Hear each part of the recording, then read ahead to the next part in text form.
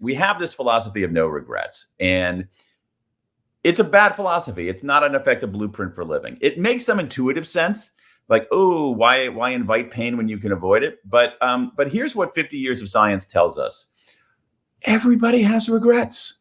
Everybody has regrets. Regrets make us human.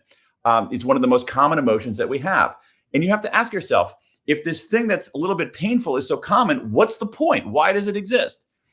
It's because regrets make us better. Regrets are our most useful emotion if we deal with them properly. If we get beyond the crappy advice that you got and say, no regrets is not a sign of courage.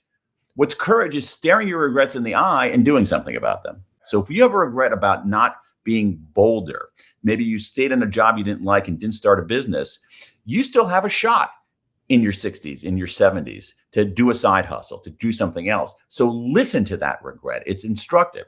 If you have regrets about not reaching, and I have so many sad stories here of people who wanted to reach out to friends and then the friends pass away.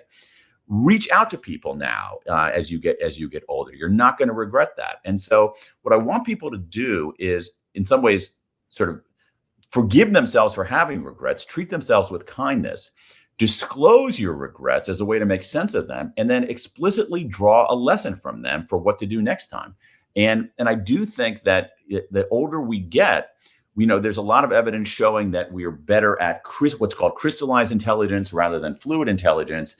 Something closer to wisdom is, if we blew it earlier and not listening to our regrets later in life, we should listen to them and act on them while we still have the chance.